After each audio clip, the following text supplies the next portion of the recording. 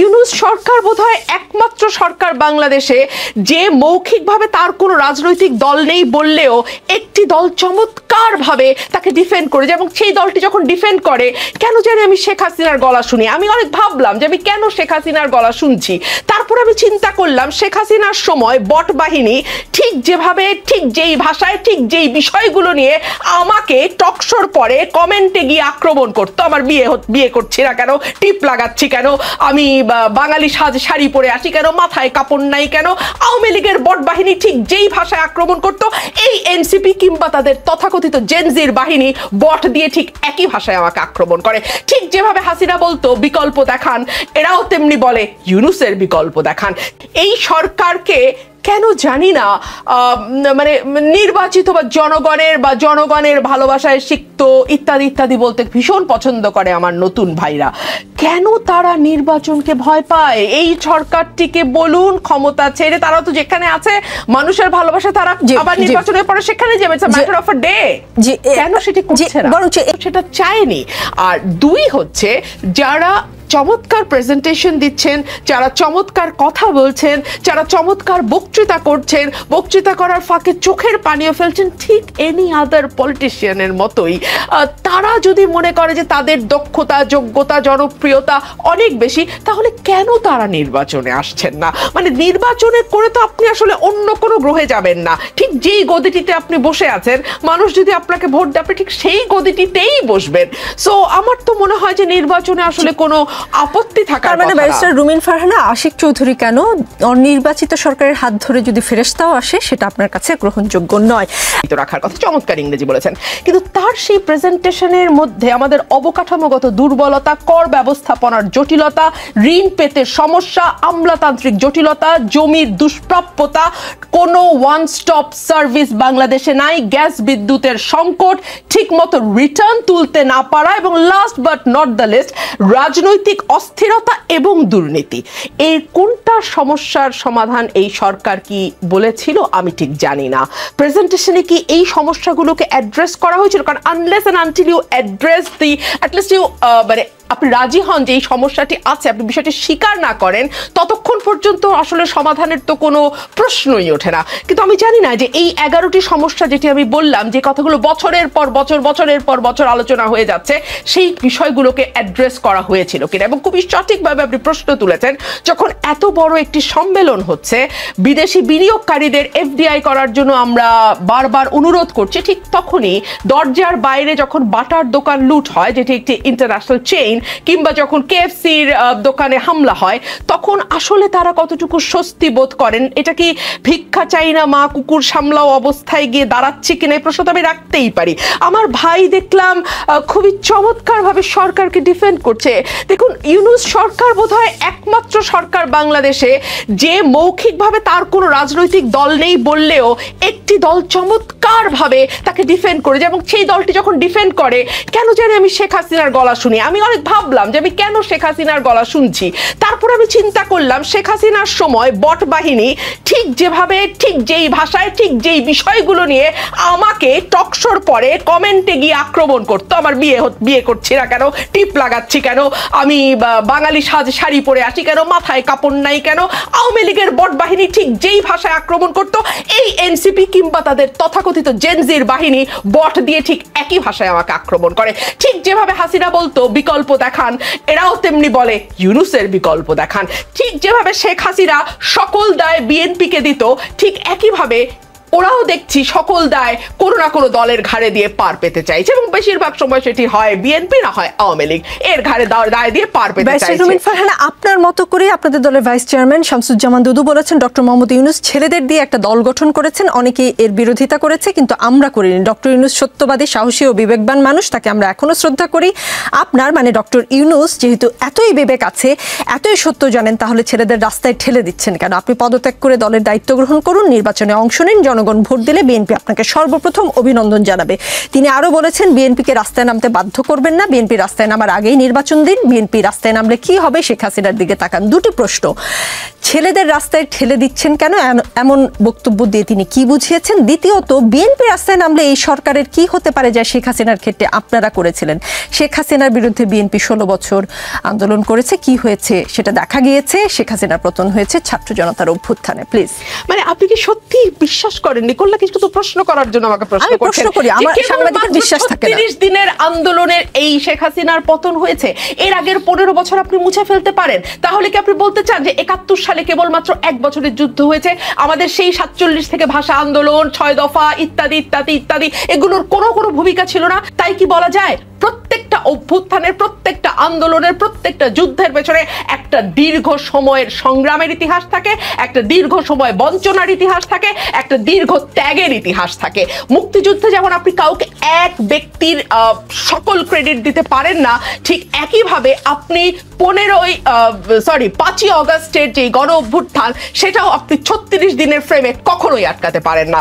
আমি লক্ষ্য করছিলাম ঠিক শেখ হাসিনা নিজেকে অনির্বাচিত বলে ভীষণ আঘাত পেতেন এবং তিনি বড়ই কষ্ট পেতেন। আমি দেখতে পাচ্ছি আমাদের নতুন সরকারটিও তাই, কিন্তু আমাদের নতুন সরকারের ভিত্তি হচ্ছে সুপ্রিম কোর্টের রেফারেন্স, যেটা আর্টিকেল 106 দ্বারা এসছে। একটু দেখি তো আর্টিকেল 106 এ ঠিক কি বলেছে। কিছু মনে করেন, আমাকে একটু সময় দিতেই হবে আপনার।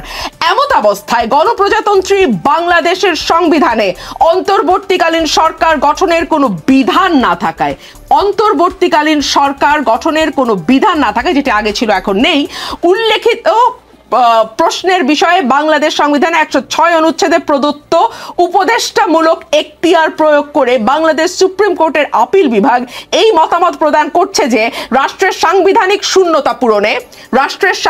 শূন্যতা পূরণে জরুরি প্রয়োজনে মহামান্য রাষ্ট্রপতি রাষ্ট্রের নির্বাহী কার্য পরিচালনার নিমিত্তে অন্তর্বর্তীকালীন ব্যবস্থা হিসেবে প্রধান উপদেষ্টা এবং অন্যান্য উপদেষ্টা নিযুক্ত করিতে পারিবেন। জরুরি অবস্থা, অন্তর্বর্তীকালীন অবস্থা কেবলমাত্র রাষ্ট্রের নির্বাহী কার্য সম্পাদনের জন্য।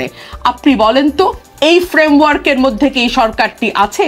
এই সরকারকে কেন জানি না মানে নির্বাচিত বা জনগণের ভালোবাসায় সিক্ত ইত্যাদি ইত্যাদি বলতে ভীষণ পছন্দ করে আমার নতুন ভাইরা। কেন তারা নির্বাচনকে ভয় পায়? এই সরকারটিকে বলুন ক্ষমতা ছেড়ে, তারা তো যেখানে আছে মানুষের ভালোবাসা, তারা আবার নির্বাচনের পরে সেখানে যাবে। It's a matter of a day. কেন সেটি করছে না? বরং এখানে প্রধান উপদেষ্টার সাথে সাক্ষাতের জন্য সময় চেয়েছে বিএনপি প্রধান উপদেষ্টার কাছে সুনির্দিষ্টভাবে আগামী ডিসেম্বরের আগে জাতীয় সংসদ নির্বাচনের রোড ম্যাপ চাইবে। প্রধান উপদেষ্টা কি বিএনপিকে সময় দিয়েছে কিনা? আমি যেহেতু জানি 16 তারিখে বৈঠকটি ফিক্সড হয়েছে এবং আমি 106 আমি জানি না উনি কি বুঝলেন না বুঝেই বললেন কথাগুলো, আমি ঠিক জানি না। কোর্টের অর্ডারকে বিকৃত করার প্রশ্ন ওঠে না। কোর্টের অর্ডারে খুব স্পেসিফিক্যালি বলা আছে কেয়ারটেকার গভর্নমেন্ট না থাকায় জরুরি প্রয়োজনে নির্বাহী কাজ পরিচালনার জন্য সরকারটি এসেছে। অর্থাৎ এই সরকারের কাজের পেরিমিটারটা খুবই নির্দিষ্ট এবং খুবই সংকীর্ণ। আমি কেবলমাত্র এটুকুই বোঝাতে চেয়েছি। উনি বললেন দলের চাঁদাবাজির কথা। হ্যাঁ, দলের চাঁদাবাজি নিয়ে আমাদের অ্যাক্টিং চেয়ারম্যান হিমসেলফ মেসেজ দিয়েছে যে যদি কেউ করে তাকে দল থেকে বহিষ্কার করা হবে, এবং তিনি 2000-এর উপর বহিষ্কার করে নজির স্থাপন করেছেন। এবং একই সঙ্গে তিনি বলেছেন যে দেশে একটি সরকার তো আছে, তাদেরও উচিত দেশের প্রচলিত আইনে তাদের বিরুদ্ধে ব্যবস্থা নেওয়া। 3 হচ্ছে বিএনপির চাঁদাবাজি নিয়ে জেনজি বা আমি এনসিপি বা জামাতকে অনেক বেশি উচ্চকিত দেখি, তবে কিনা কৃষকের ঘর থেকে 8 মাসে ফুরুত করে জমিদার পুত্র, এটা বোধ করি বিএনপি 2-2বার 3-3বার ক্ষমতায় থেকেও কিন্তু করতে পারেনি। এটা আপনি যাই বলেন না কেন। আর জেনজি বট ইউজ করে না, হায় তাহলে তো সাড়ে সর্বনাশের কথা। এইসব কুৎসিত নোংরা কমেন্ট একজন নারী রাজনীতিবিদের প্রতি এই 20 থেকে 25 বছরের ছেলেরা মনে মনে লালন করে। এটা তো বিভৎস ভয়ঙ্কর বাজে জেনারেশন ভাই। আমি তো এই জেনারেশনকে ভয় পাচ্ছি। I am sorry.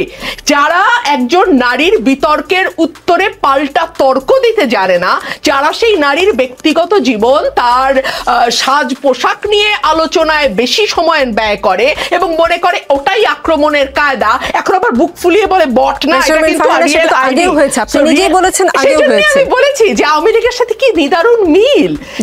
এখনো চেঞ্জ করেছে না, মানে ফরচুনেটলি ওটা আমার বাড়ির পাশেই। সো আমরা একটা আশাবাদী যে একটা কিছু হবে, কিন্তু সেটা যে রুমিন ফারহানের সাথে আমি একেবারে রুমিনের সঙ্গে 100% একমত যে পিআরটা এমন লেভেলে চলে গেছে, একটা আমার মনে হচ্ছে যে একটা কতগুলো, আপনি যদি খেয়াল করে দেখেন, আমি আসলে সকালে এটা নিয়ে একটা স্ট্যাটাস দিয়েছি এবং আমাকে এই জন্য বহু মন্দ কথাও কিছু লোক বলছে। আমি বলছি যে যারা এটা করছে তারা না আবার হঠাৎ করে এটা বলে দেয় যে স্বাধীনতা 2.0 যেটা বানিয়েছিল জাতির পিতা 2.0 বানিয়ে দেয় কিনা, মানে এমন পর্যায়ে তাকে নিয়ে গেছে। এগুলোর কোনো দরকার নাই। আলটিমেট হচ্ছে যে আপনার রেজাল্ট কি সেটা দেখবে। এই রেজাল্ট দেখানোর ক্ষেত্রে সেই পরিবেশ কি আছে? বর্তমান সরকার একটা অনির্বাচিত সরকার, তার স্থায়িত্ব কয়দিন সেটা আমরা জানি না। আপনি যেদিন বিনিয়োগ সম্মেলন করছেন সেদিন বাংলাদেশি বিদেশি প্রতিষ্ঠানকে আপনি হামলা করছেন। আপনার বার্তা তো অলরেডি চলে গেছে, আপনি কি বলতে চান, কি দিতে চান। যারা বিনিয়োগ করবে তারা দুইটা জিনিস দেখে, আপনার এখানে লেবার সুবিধা কতটুকু, কর সুবিধা সে কতটুকু পাচ্ছে। দ্বিতীয়ত হচ্ছে যে সে যে ইনভেস্টটা করছে সেই রিটার্নটা সে পাবে কিনা, সে যে ঝুড়িতে তার ডিমটা রাখবে সে ডিমটা ঠিক মতো থাকবে কিনা, এটা হচ্ছে যে, এবং যেই স্থিতিশীল একটা সরকার আছে কিনা। যখন একটা নির্বাচিত সরকার না আসে তখন কোন বিনিয়োগকারী ভাববে যে এই যে আমি যদি এখানে বিনিয়োগ করি তাহলে আমার কি অবস্থা দাঁড়াবে। কারণ এই জায়গায় আমি একটা বলছি, আপনার দেশের বিনিয়োগও তো ঠিক নেই। আজকে গত 8 মাস ধরে কোন বড় একটা বিনিয়োগকারী, এই দেশের বিনিয়োগকারী বিনিয়োগ করেছে, কয়টা চাকরি হয়েছে? আমরা যেটা দেখছি চাকরিচ্যুতি হচ্ছে, লোকজন চাকরি হারাচ্ছে একটার পর একটা ইন্ডাস্ট্রি হয়নি। সো আপনি আপনার দেশের লোককে উদ্বুদ্ধ করতে পারছেন না একটা ইন্ডাস্ট্রি দিতে, একটা কারখানা তৈরি করতে। আপনি কি করে আশা করেন যে বাইরের লোক বিনিয়োগ করবে? কিন্তু আমি একটা ভুল বুঝতে পারে লোকজন।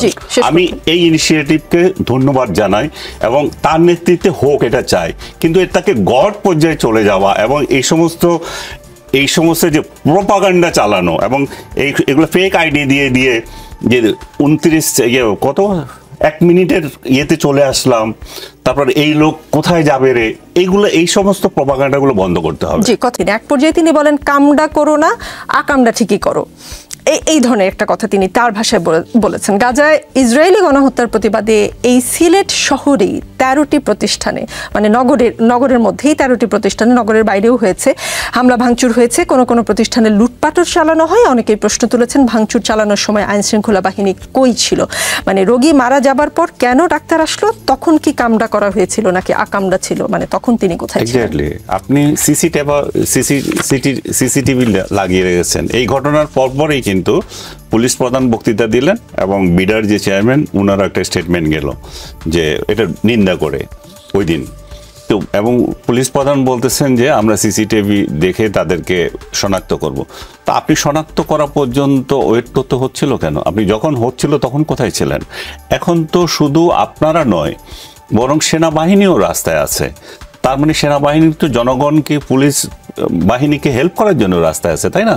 তো সেনাবাহিনীর উপস্থিতি সোসাইটিতে থাকার পরেও, সোসাইটি নেই কি বলবো আমি, যে সিভিল প্রশাসনে থাকার পরেও যদি এটা হতে পারে, তার মানে আপনি কি করছেন? আপনার এই সমস্ত গল্প দিলে তো হবে না যে আপনি রক্ষা করবেন। এখন কতগুলো চোর ছেচর আপনি ধরে আনবেন, দেখাবেন, তো দেখান, তাতে কি হবে? যেটা হওয়া তো হয়ে গেছে। এত বড় একটা সম্মেলন হলো যেটাকে রাষ্ট্রের টাকায় তো খরচ করে এটা করছে, এটা তো কার ব্যক্তি টাকা না, আমার আপনার সবার টাকা। আমরা এটা কেন করছি? আমরা বাংলাদেশ, আমরা কেউ কি এখানে আমরা যারা আছি তারা কি চাই বাংলাদেশে ইনভেস্টমেন্ট না হোক? আমরা তো সবাই চাই সেটা। সেই জায়গাটা আপনি যে এত খরচ করে, এত কষ্ট করে একটা ব্যক্তিকে, আপনি ওই ভদ্রলোক উদাহরণ দিলেন যে বিরাট স্যাক্রিফাইস করে চলে এসছে, HSBC চাকরি করতেন উনি, সিঙ্গাপুর থেকে চলে আসছেন, অনেক স্যাক্রিফাইস করে চলে আসছেন। এখানে প্রতিবন্ধী বানানো হয়েছে, এটা কিছুই না। এবং আরেকজন স্যাক্রিফাইস করছেন খলিল সাহেব, এখন এই যে বৃদ্ধ বয়সে এদেশে চলে এসছেন, ওইখানে কি করতেন আমি জানি না, স্যাক্রিফাইস করে চলে এসছেন এবং প্রতিরক্ষা উপদেষ্টা হয়েছেন। এত স্যাক্রিফাইস দেখতে দেখতে আমরা হয়রান হয়ে যাচ্ছি। এই স্যাক্রিফাইস করতে করতে এখন কি হচ্ছে, আমরা কি পাচ্ছি সেটার কোনো হিসাব নাই। এই যে বললেন, এই যে ভদ্রলোক, আপনি আমাকে আগে যে কোশ্চেন করেছিলেন আমার জবাব দিতে পারিনি আমি, যে 5 বছর থাকবো। একজন জনগণ বলতে পারবে, আমি বলতে পারি, আপনি বলতে পারবেন যে এই সরকার এত ভালো কাজ করছে, আমরা তাদেরকে আরো 5 বছর দেখতে চাই। ইনফ্যাক্ট আমি নিজেই চাই, বিশ্বাস করুক কেউ না করুক, যে তারা যদি এখানে মব নিয়ন্ত্রণ করতে পারে, মৌলবীদের নিয়ন্ত্রণ করতে পারে, এবং মিলিটারির সাথে তাদের যদি ভালো রিলেশন থাকে, সহযোগিতার রিলেশন থাকে, ডক্টর ইউনূস আরো 5 বছর থাকলে আমাদের কি আসে যায়, এবং যারা আসবে তারা কি এখন মানে আমাদেরকে সুখের বন্যায় ভাসিয়ে দেবে, তাদের চরিত্র তো আমরা দেখছি, তাই না? এখনো তো প্রকাশ হচ্ছে, ডক্টর ইউনূস থাকতেই তো প্রকাশ হচ্ছে। ডক্টর ইউনূস এই যে বিএনপি এবং আদার্সের যে আপনি যে বলেন যে দুর্নীতি করছে বা চাঁদাবাজি করছে, আমি তো শুধু তাদেরকে দায়ী করব না। এই চাঁদাবাজি করতে দিচ্ছে কে? প্রশাসন কার হাতে? আপনার প্রশাসন তো আপনি দিয়ে রেখেছেন এদেরকে দুর্নীতি করার জন্য, এদেরকে চাঁদাবাজি করার জন্য। তার মানে কি এটা পরিকল্পনা